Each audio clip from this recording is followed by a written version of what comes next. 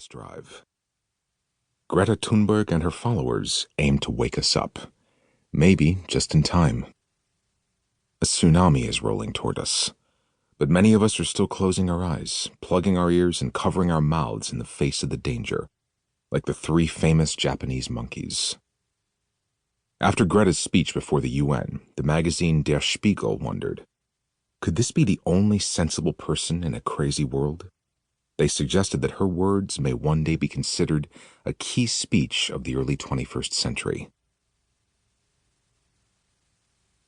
2. Climate emergency.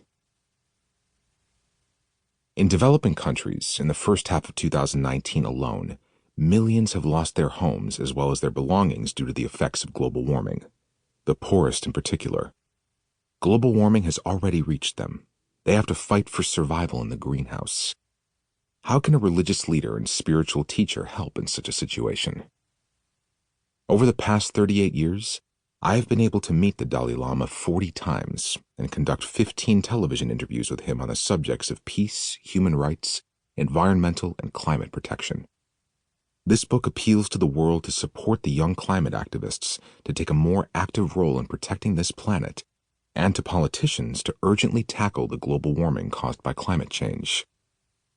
Besides Greta, wise and courageous women like Kenyan scientist and Nobel Peace Prize laureate Wangari Maathai, or Indian agronomist and alternative Nobel Prize winner Vandana Shiva motivate us to implement ecological transition and develop a sustainable ecological market economy, according to the motto, eco-social instead of radically free market.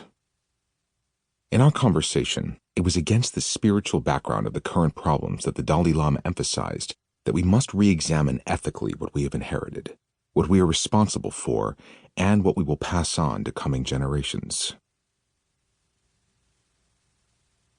3. The world's most likable person. Seldom in 50 years of journalistic experience have I spoken with such an empathetic, likable, and humorous person. No one has laughed more than he did. It is no coincidence that surveys show he is considered to be the happiest person worldwide. To this religious leader, interreligious ethics have become increasingly important in recent years, and what he says today distinguishes him from other religious leaders. Ethics is more important than religion. We are not born a member of a particular religion, but ethics is innate in all of us. In his lectures worldwide, he speaks more and more frequently about secular ethics beyond all religions. Albert Schweitzer called the same concern reverence for all life. In this book, the Dalai Lama speaks of ecological ethics. This code of secular ethics breaks down national, religious, and cultural boundaries and outlines values that are innate in all people and generally binding. These are not external material values, but inner values such as mindfulness, compassion for all creatures, mental training, as well as the pursuit of happiness. There is no justice without compassion and mercy. If we want to be happy ourselves, we should practice compassion, and if we want others to be happy, we should also practice compassion. We all prefer to see smiling rather than glum faces, the Dalai Lama says. One of the central beliefs of the Dalai Lama. In our pursuit of happiness and our desire to avoid suffering, we are all born equal and desire a happy and meaningful life. This results in mankind's greatest achievements.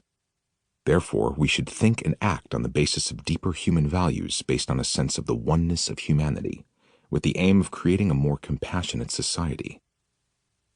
In our conversations, for the individual, human dignity is the highest value, and public welfare the highest collective value, since life is holy.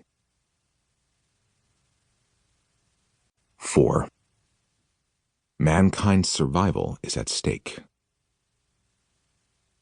In times of global warming, extinction of species, and increasing water emergency on our planet, the values of international cooperation and universal responsibility, which the Dalai Lama is calling for ever more urgently, are particularly important. In this book, as never before, he urges politicians to urgently act after more than 20 international climate conferences, since nothing less than the survival of our planet and the sanctity of life are endangered. Even today, there are regions on our planet that are scarcely